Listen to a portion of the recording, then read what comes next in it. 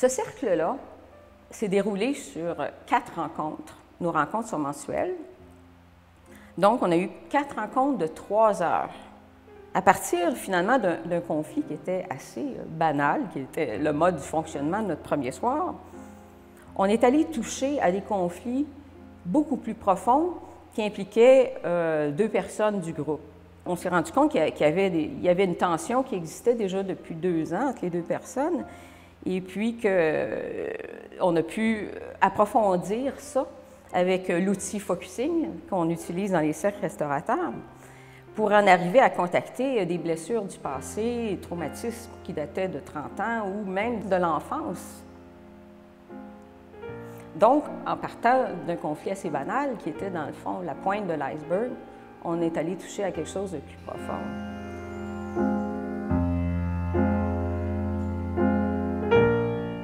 Alors, comme on s'en doute, les cercles, c'est pas nécessairement toujours facile.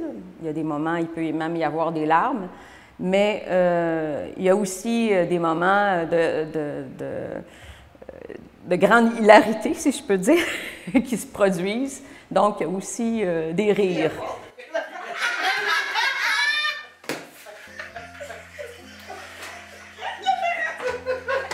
C'est à l'image de la vie. Ce qui est important aussi de comprendre, c'est que le cercle, c'est un espace où la vérité peut se dire. On ne parle pas de la grande vérité, mais on appelle ça la petite vérité, notre petite vérité. Ce qu'on a observé et qui était très intéressant dans ce cercle-là et dans les autres par la suite aussi, c'est qu'il y a un grand support du fait qu'il y a d'autres gens qui sont présents de la communauté dans le cercle. Il n'y a pas juste, supposons qu'on a 2 personnes qui sont en opposition, en conflit, et puis que les 2 personnes vont toucher à des choses douloureuses pour elles, ils ne sont pas nécessairement capables de s'offrir mutuellement de l'empathie. Et parce que quand on est dans sa propre douleur, on a de la difficulté à avoir de l'empathie pour l'autre personne qui est dans sa douleur. Mais les gens qui sont là, les gens de la communauté, eux autres entendent et eux autres, spontanément, offrent de l'empathie à tour de rôle aux autres personnes. Et c'est très soutenant et puis c'est très guérissant. Aussi, il faut comprendre qu'un cercle, ça ne se déroule pas comme une conversation où les personnes se répondent. Les personnes parlent à tour de rôle et parlent juste quand elles se sentent mues de le faire. Ils parlent toujours à partir de leur propre expérience.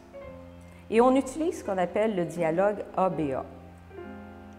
Le dialogue ABA, ça veut dire que la personne A parle et la personne B, à un moment donné, reflète ce que la personne A a dit. La personne A revient à son ressenti et vérifie que c'est bien ce qu'elle voulait qu'il soit entendu et précise au besoin ou tout simplement continue. Et ça se déroule continuellement de cette façon-là dans le cercle. Donc, ça permet au cercle de se dérouler très tranquillement, très lentement et d'avoir des pauses et de contacter toujours notre ressenti.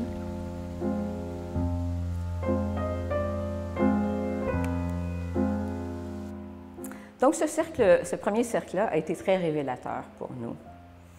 Et on s'est rendu compte que ce qui s'était dit, ce qui s'était déposé dans le cercle et le support que les gens nous avaient donné nous avait permis de franchir une étape, d'avoir ce qu'on appelle un shift. On a eu un élan pour écrire un article et on raconte plus en détail ce qui s'est passé dans ce cercle-là et ce qu'on en a retiré. Avec le temps, ensuite, on a continué à évoluer. À un moment donné, on s'est senti assez solide pour aborder une problématique qui touchait au conseil d'administration de Diffusion Focusing Québec. Ça nous a permis de clarifier à tous notre rôle et puis nos responsabilités, puis nos engagements envers l'association et la communauté. Et ça l'a donné comme un regain, un nouvel essor, je dirais, à des nouveaux projets. Donc, où est-ce qu'on en est maintenant avec tout ça? bien, on veut continuer. On aime ça, les cercles. On trouve que c'est un moment de grande authenticité et de grande créativité.